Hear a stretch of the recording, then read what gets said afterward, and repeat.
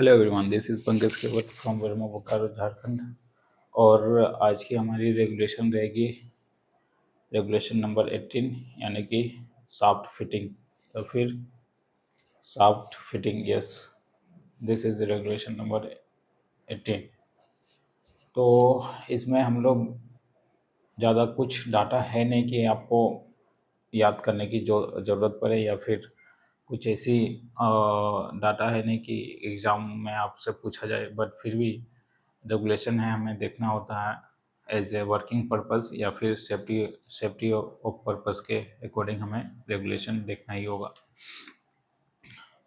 हमारा तो मेन उद्देश्य है कि अभी एनी हाउ कोल इंडिया का जॉब लेना, या फिर कोल इंडिया की एक सीट पे अपना नाम रखना।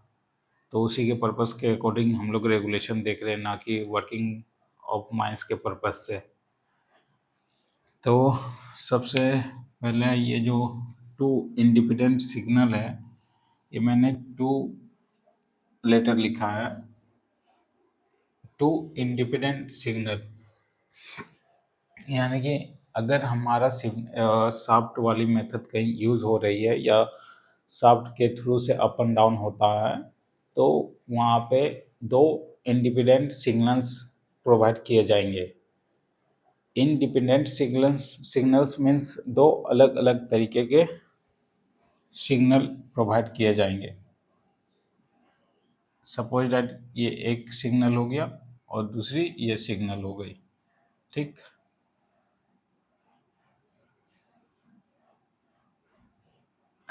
ओके, इसके बाद इसी पॉइंट में टू इंडिपेंडेंट सिग्नल के साथ साथ टू इंडिपेंडेंट पाथवे भी होना चाहिए। पाथवे के साथ साथ आने जाने का जो रास्ता होता है उसी को पाथवे कहते हैं। एंड इसमें टू इंडिपेंडेंट आउटटेक या इनटेक, तो डेफिनेटली हर माइंस में दो इनटेक होना ही चाहिए। कोई भी माइंस ओपन करने से पहले इन देखिए हम अंडरग्राउंड केस के बारे में बात कर रहे हैं। अगर कोई भी माइंस ओपनिंग होती है तो उसमें दो इनटेक होना ही चाहिए। As a board and pillar में एक इनटेक ट्रैवलिंग के लिए और दूसरी इनटेक हम लोग एज वेल एज ट्रैवलिंग के लिए यूज़ कर सकते हैं, बट बेसिकली उसे हम लोग हॉलेज रोडवेज के लिए यूज़ करते हैं एंड वेंटिलेशन पर्पस के लिए। ये मैंने board and pillar method of working diploma course third year में बताया है, तो आप जाके वहाँ वीडियो भी देख सकते हैं, वहाँ और भी अच्छे तरीके से आपको बात समझ में आएगी। तो पहला पॉइंट कहता है कि दो इंडिपेंडेंट सिग्नल रहना चाहिए। सिग्नल में भी कैसा सिग्नल रहना चाहिए? वो इलेक्ट्रिकल सिग्नल रहना चाहिए। कोई भी केज अगर वर्किंग होती है, सपोज डैट एक केज है, ये सरफेस है और केज नीचे जा रही है, यहाँ पे केज जा रही है, यानी कि डोली जा रही है जिसमें tools and machines as well as human beings भी है। ह्यूमन बींग्स या फिर वर्कर बोलिए, ठीक। जो सरफेस में इंजन रूम है, इंजन रूम, वहाँ पे वाइंडिंग इंजन ड्राइवर बैठा हुआ है। ओके, ड्राइवर बैठा हुआ है। इन द केस ये जो केज है, केज हमारा सपोज दैट नीचे भेजना है बॉटम पे, तो यहाँ के जो पर्सन होंगे वो यहाँ से इफेक्टिव मीन्स ऑफ सिग्नल भेजेंगे। वो सिग्नल क्या भेजेंगे? सबकी अपनी माइंड्स में निर्धारित सिग्नल्स होती है, जैसे 1 घंटी, 2 घंटी, 3 घंटी, 4 घंटी, मैक्सिमम 4 घंटे रखते हैं। उन्हीं के अकॉर्डिंग हम लोग सिग्नल को समझते हैं और सबकी कोडिंग की हुई रहती है। तो ये सिग्नल भेजते हैं कि भाई हमें को नीचे जाना है। सिग्नल जाता है वाइंडिंग इंजन मैन ड्राइवर के पास, वो देखता है कि भाई इतनी घंटे की सिग्नल आई, तो वो रिलीज करता है, तो जाके ये यहाँ पे बॉटम पे जाता है, ठीक। उसी प्रकार यहाँ पे एक और सिग्नलिंग की अरेंजमेंट की जाती है जिसको हम लोग टेलीफोनिक बोलते हैं, टेली कम्युनिकेशन। ये भी एक तरह का सिग्नलिंग है, ठीक। Telecommunication in the case, अगर केज में लगा हुआ है तो यहाँ से वो अपनी टेली कम्युनिकेशन करके वाइंडिंग इंजन ड्राइवर को या फिर सरफेस के किसी भी व्यक्ति को अपनी सूचना दे सकता है। ओके, ये इमरजेंसी में भी केस आता है, इमरजेंसी में भी टेली कम्युनिकेशन बहुत सूटेबल रहता है। हमारा बोर्ड एंड पिलर की मेथड, हमारा जो ट्रेनिंग हुई है board and pillar method of working में हुई है, तो वहाँ पे हमारी टेली कम्युनिकेशन थी जो कि टेलीफोनिक कम्युनिकेशन थी। सरफेस पे यानी कि हाजी बाबू घर के पास लैंडलाइन टाइप का एक रिसीवर रहता था, एंड बॉटम पे भी लैंडलाइन टाइप का रिसीवर रहता था। वहाँ से हम लोग टेली कम्युनिकेशन करते थे। और सिग्नलिंग के लिए जो हॉलेज सिग्नलिंग है उसके लिए 2 वायर लगी रहती थी, 2 वायर। सपोज दैट ये 2 वायर है, ऐसे वायर है, और आपको हॉलेज को हाविस करना है। हाविस लोकल लैंग्वेज में हाविस मतलब होता है माल को ऊपर भेजना। ये टब को हम लोग ऊपर भेज रहे हैं, हाविस कर रहे हैं।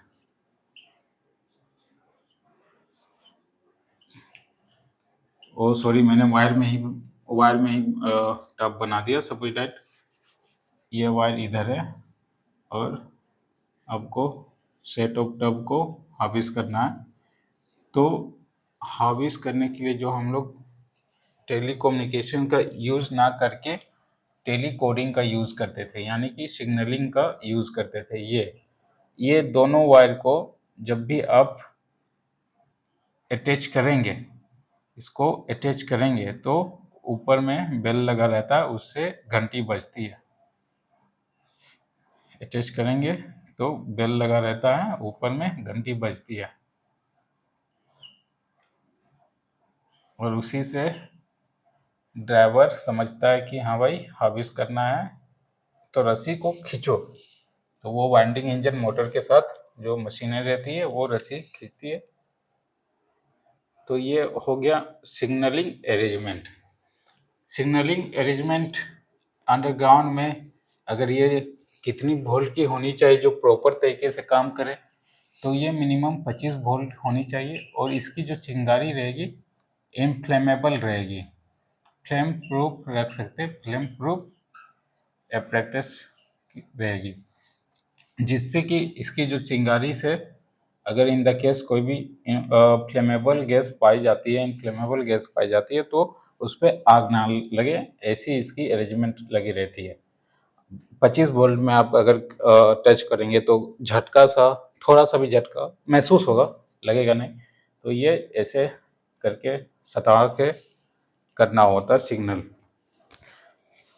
वही बात फर्स्ट रेगुलेशन की फर्स्ट पॉइंट में रखी गई है कि effective means of signals and means. तो ये यहाँ हो गया। उसके बाद जो सिग्नल की जो कोड रहती थी, देखिए सिग्नल की कोड हम लोग किस पे बात कर रहे हैं, सिग्नल की कोड हम लोग सॉफ्ट फिटिंग की बात कर रहे हैं। फिर एक आएगा आपका सिग्नल कोड हॉलेज सिस्टम में। तो हॉलेज सिस्टम में अलग कोडिंग रहती है, और सॉफ्ट फिटिंग में यानी कि केज वाले सिस्टम में अलग कोडिंग रहती है। ये जो कोडिंग रहता है, ये कोडिंग कौन निर्धारित करते हैं?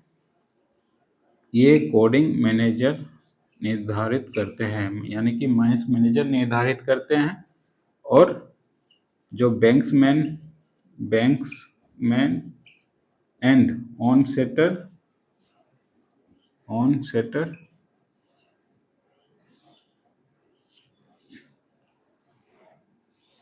मैनेजर के द्वारा निर्धारित कोड की गई हुई जो चार्ट होती है, वो बैंक्समैन और ऑन सेक्टर को अच्छी तरह से समझाया जाता है, प्लस इसे समझना भी होता है कि भाई अगर कोई एक रैप करे यानी कि एक बार घंटी बजाए तो रुक जाना है। कब रुकना है? जब अगर मेरा केज डाउन चल रहा है और उस वक्त अगर कोई एक घंटी बजाए तो आपको रोक देना है केज, ठीक।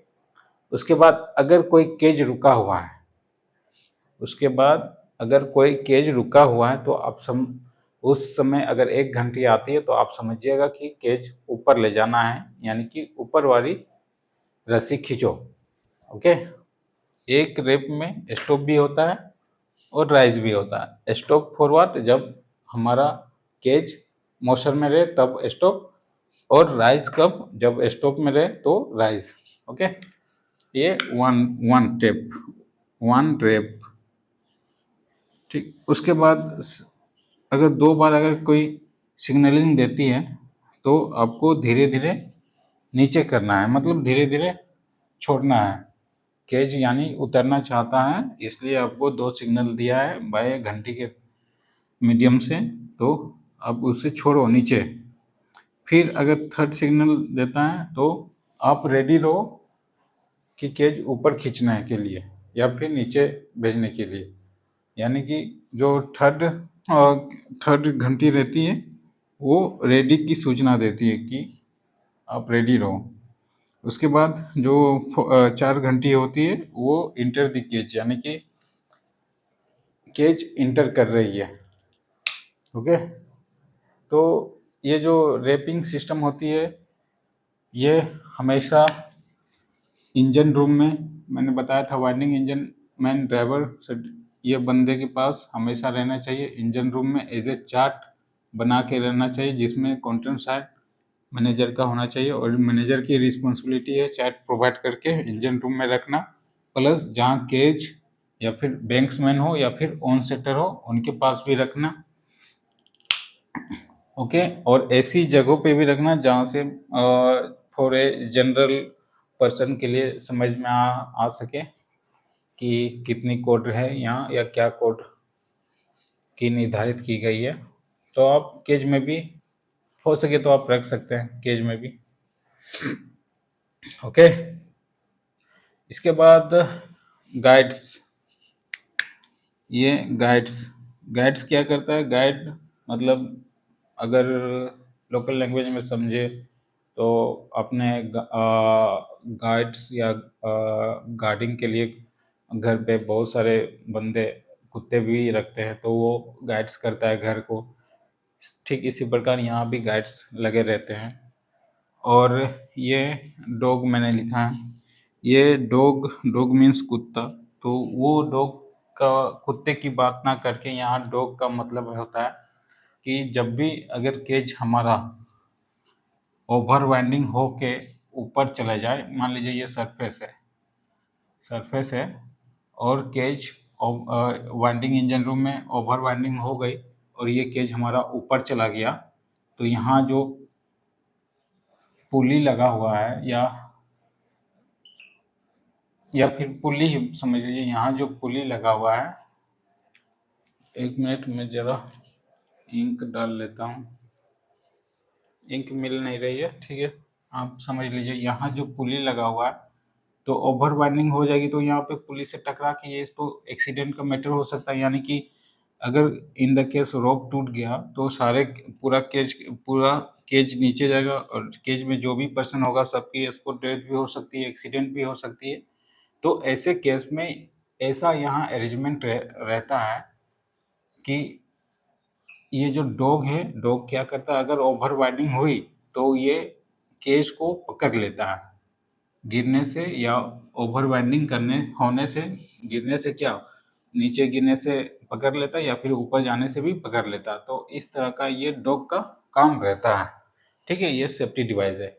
डॉग अगर आप नहीं समझते हैं तो आप समझ सकते हैं शेयर पिन या सेफ्टी हुक। ये समझिए सेफ्टी हुक ज़्यादा बेटर रहेगा। सेफ्टी हुक क्या करता है कि ये अरेंजमेंट है कि सिस्टम की जो टॉप में रहती है, तो सेफ्टी हुक क्या कहता है, ये मान लीजिए सेफ्टी हुक है, अगर कि इन द केस कहीं भी ओवर वाइंडिंग रही सिस्टम में या इंजन में, ओवर वाइंडिंग की स्थिति आ गई और ओवर वाइंडिंग हुई, तो ये जो सेफ्टी हुक रहता है ये शेयर पिन से टकरा के टूट जाता है, यानी कि अलग हो जाता है, जिसके वजह से ओवर वाइंडिंग नहीं होती है और केज ऊपर में लटक जाता, ये नीचे गिरने का चांस ही नहीं रहता, यहीं सरफेस पे ही टंगा हुआ रह जाता है।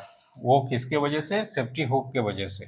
ठीक, इसमें भी डाटा रखा गया है कि सेफ्टी हुक की जो डाटा है वो शेयर पिन से कितने डिस्टेंस में रहेगी, तो ये 1.8 मीटर की डिस्टेंस में रहेगी। किसमें? 1.8 मीटर एंड 3.6 मीटर डिस्टेंस यहाँ लिखा हुआ है। तो जो 1.8 मीटर की डिस्टेंस है वो इंजन वाली, मतलब इंजन इंजन वाली जो शाफ्ट रहेगी उस पे 1.8 मीटर की डिस्टेंस रहेंगी। एंड अगर विदाउट इंजन है तो 3.6 मीटर की डिस्टेंस पे रहेगी। ठीक है, आप तब तक नोट डाउन कीजिए, मैं इंक डाल लेता हूँ।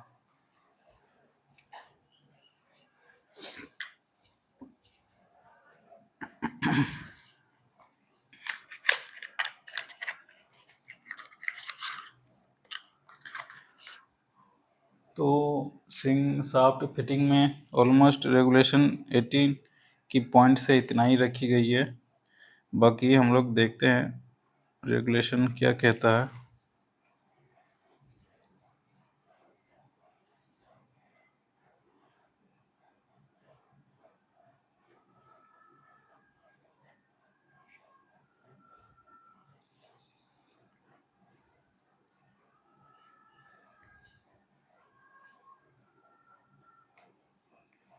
तो चलिए देखते हैं regulation number 18 shaft fitting. At every winding shaft other than source course being sunk, which is the provision regulation 84 provision सब regulation। पहला पॉइंट कहता है कि जो शाफ्ट सिंकिंग रहेगी, वाइंडिंग शाफ्ट रहेगी, ठीक है, उसमें पॉइंट नंबर 2 से पॉइंट नंबर 10 तक 11 तक सारी बातें लागू होगी। चलिए देखते किस किस बात लागू होगी, क्या क्या बातें रखी गई है। पहला point, two independent and efficient means shall be provided maintained for the interchanging separate distinct and definite signal between the top of the shaft। Two independent signals मैंने बात किया था, टू इंडिपेंडेंट सिग्नल्स बिटवीन किसके किसके बीच? Signals के बीच में भी होगी। पाथवे में मैंने बताया था, तो यहाँ पाथवे की जगह क्या लिखा हुआ है? Distinct and definite signal. Interchanging separate and distinct के बीच, ठीक है। उसके बाद उसी में पॉइंट कहता है the bottom of other permanent lining of the shaft, मतलब जो सिग्नल की अरेंजमेंट होगी वो बॉटम पे भी लगी हुई रहनी चाहिए। And every insert for the time being in use, और जैसे ही हम लोग इंसर्ट करते हैं वहाँ पे भी होनी चाहिए। इसके बाद एक पॉइंट इसमें ऐड किया गया है कि one of the such system shawl B electrical means, अगर उनमें से एक सिस्टम हमारा इलेक्ट्रिकल सिग्नलिंग होनी चाहिए। उसके बाद बी पॉइंट कहता है there shall be provided maintain efficient means of transmission signal top of the shaft to winding enginemen and all signals are transmitted mechanically or electrically. जो सिग्नलिंग का arrangement रहेगा, ठीक है, वो मैकेनिकली और इलेक्ट्रिकली सिग्नल का arrangement किया हुआ होना चाहिए। और जो सिग्नलिंग कोड है, थर्ड पॉइंट कहता है सिग्नलिंग कोड जो मैंने बताया था, दिस वन, ठीक है। उसके बाद a printed of copy of code signal including additional signal if any shall be posted prominently shaft in every inset in the landing of the winding engine room. मैंने बताया था कि एक चार्ट प्रिपेयर करना होता है मैनेजर को, जिसमें कि सिग्नलिंग अरेंजमेंट रहता है, और ये वाइंडिंग इंजन रूम में पोस्टर लगाना होता है, या फिर वाइंडिंग इंजन के रूम में भी लगाना होता है, एंड इनसेट मतलब नीचे भी लगाना होता है बॉटम पे, ठीक है। ये चल क्यों नहीं रहा भाई? ओके, इसके बाद कहता है कि उसी में एक पॉइंट है कि अगर कोई एक्स्ट्रा सिग्नल्स ऐड करनी हो तो उसी में मेंटेन करके, चार्ट में मेंटेन करके आप लिख सकते हैं extra signal.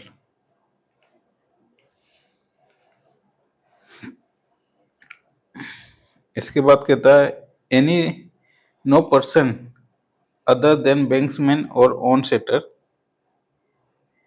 shall be give a signal unless the official of the mine or authorized written by the manager to give signals। मतलब बैंक्समैन और ये जो ऑन सेटर है, बैंक्समैन और ये जो ऑन सेटर है, यही दोनों बंदे ही सिग्नल देंगे। सिग्नल का आना जाना या फिर सिग्नलिंग का काम यही देंगे। अदरवाइज मैनेजर जिसको निर्धारित किया गया है या फिर मैनेजर जिसको परमिशन दिया है उस उसको भी ये काम वो भी ये काम कर सकते हैं सिग्नलिंग का। बैंक्समैन हमेशा सरफेस में रहता है, टॉप में रहता है। ऑन सेटर हमेशा बॉटम में रहता है और कहीं कहीं बीच में भी रहता है। अगर दो तल्ला डिस्ट्रिक्ट है, दो तल्ले माइन से अंडरग्राउंड में, तो ये नीचे आ जाएगा ना, एक तल्ला यहाँ एक तल्ला यहाँ, तो ये बॉटम हो गया और ये एक तल्ला हो गया और ये सरफेस हो जाएगा ऊपर। तो बैंक्समैन हमेशा सरफेस में और ऑन सेटर नीचे। ओके। इसके बाद कहता है in addition to the system of signaling provided in this regulation, another effective means of two-way communication, telecommunication, shall be provided in the winding engine driver, banksman, on-setter person traveling inside the cage, and other means of the communication without any difficulty and hindrance। मतलब मैंने बताया था ना, telecommunication होना चाहिए। कहाँ कहाँ होना चाहिए? इनसाइड द केज, यानी कि केज के अंदर टेलीकम्युनिकेशन होना चाहिए। ऑन सेटर और बैंक्समैन के पास भी टेलीकम्युनिकेशन होना चाहिए। बैंक्समैन इंजन रूम, वहाँ भी टेलीकम्युनिकेशन रख सकते हैं।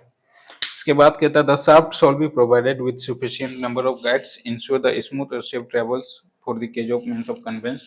गाइड्स का काम रहता है स्मूथ एंड सेफ ट्रेवल्स के लिए। ओके। इसके बाद कहता है above the topmost lading dogs or device holding the cage or other means of convey over winding of the provided guides and runners or receivers shall be sprung। वही dog वाली बात, अगर ओवर वाइंडिंग होती है किसी cage में तो dog क्या करता है, उसे केच कर लेता है, पकड़ के रखता है ताकि केज डॉग पकड़ के केच कर लेता है, पकड़ के रखता है ताकि केज हमारा नीचे ना जाए या फिर गिरे नहीं। इसके बाद कहता है except in friction winder at the top of every shaft cage are used. Friction winder machine जो होती है उसको छोड़ के बाकी जो वाइंडिंग मशीन आएगी उसमें कहता है कि आपको केज का यूज करना ही करना कंपलसरी है, किप्स का भी यूज करना कंपलसरी है और ऐसे अरेंजमेंट रहेंगे कि वो हमेशा ऑन पोजीशन में रहेंगे। अगर केज यहाँ पे लगा हुआ है तो वो हमेशा ऑन पोजीशन में रहना चाहिए। उसके बाद कहता है at every inset where the keeps folding platform are providing arrangement should be made keeps on platform securely off position and when off position such keeps platform should be leave the shaft clearly and passes through the cage. जहाँ cage हमारा folding या platform बनी हुई रहती है, suppose that ये यहाँ पे नीचे है और ये बीच में है दो तल्ले माइंस में, तो मान लीजिए यहाँ प्लेटफॉर्म बनी हुई है, प्लेटफॉर्म बनी हुई है इधर जाने के लिए, ठीक है। तो ऐसे केस में जो केज लगा होता है ये यहाँ पे अगर रुकती है तो केज ऑटोमेटिक ऑफ पोजीशन में रहे और यहाँ से जो बंदे हैं वो सब जा सके, ठीक। उसके बाद वो क्या करता है, ऑन हो जाएगा। देखते हैं कहता है at every inset of the keeps folding platform are providing arrangement shall be lock the keeps and platform securely in off position, ठीक। And when it is off position keeps platform shall be leave the shaft clear for the passage of the cage. अच्छा अच्छा अच्छा अच्छा, every inset where the keeps are folding platform are provided at every inset where the keeps or folding platform are provided. मतलब जहाँ platform बनाया हुआ रहता है वहाँ ऐसा अरेंजमेंट करना है कि जो कीप्स रहे वो सिक्योरली लॉक में रहे एंड ऑफ पोजीशन में रहे। ठीक, सिक्योर लॉक में रहे और ऑफ पोजीशन में रहे, मतलब कहने का मतलब है अगर ये यहाँ का शाफ्ट है और यहाँ मान लीजिए किप्स लगा हुआ है, ठीक है, तो ये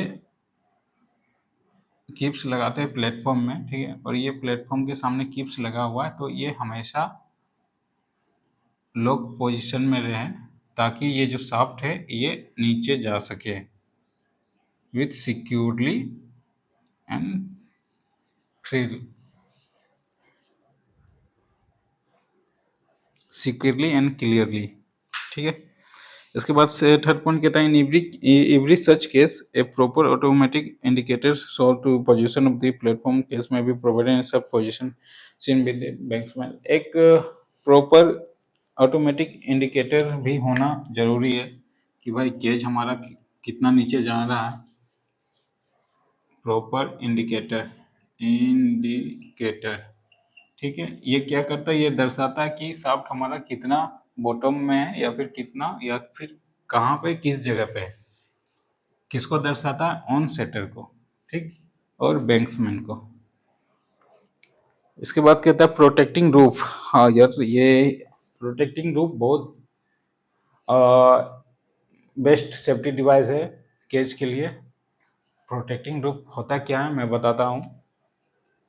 अगर ये केज है, अगर ये केज है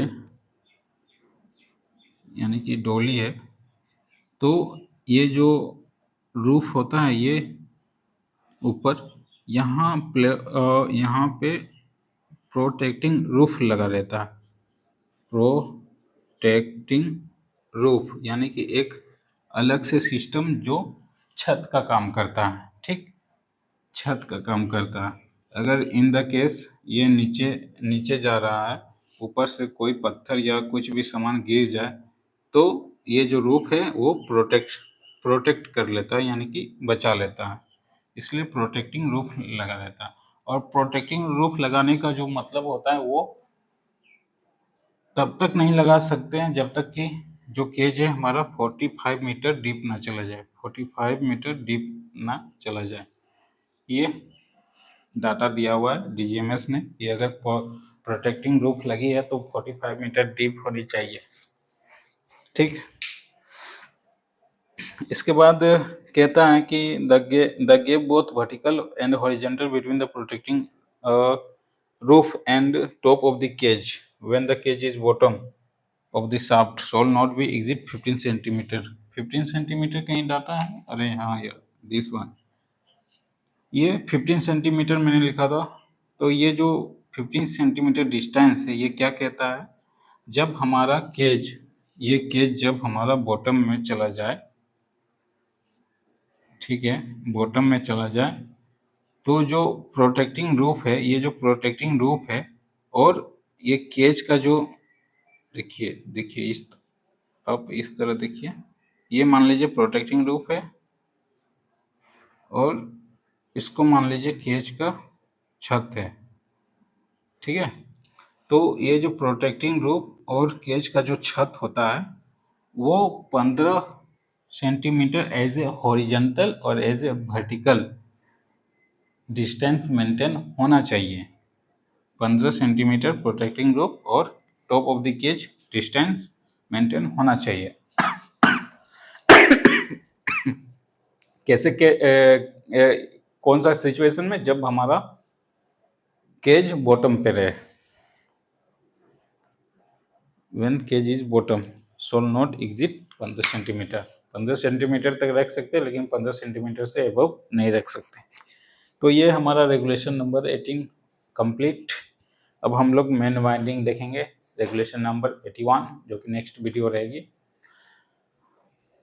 एक्चुअली एक बात कहनी है कि आपको अगर वीडियो देखनी है रेगुलेशन की सीक्वेंस बाय, तो मैंने एक अलग प्लेलिस्ट बना रखी है जिसमें कि CMR 2017 नाम रखा गया। उसमें बारीकी से एक एक तरीके से आपको रेगुलेशन की नंबर सीक्वेंस के तहत में सजाई गई है, तो आप उसमें जाके वीडियो देखिए, तब जाके आपको सारी रेगुलेशन की क्लासेस देखने को मिलेगी।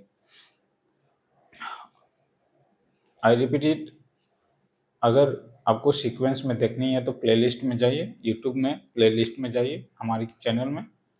उसके बाद आप रेगुलेशन नंबर कोलमैन्स रेगुलेशन की जो सीक्वेंस बनाई है उस पर जाइए, फिर आप वहाँ से सीक्वेंस बना के आप देख सकते हैं वीडियो को।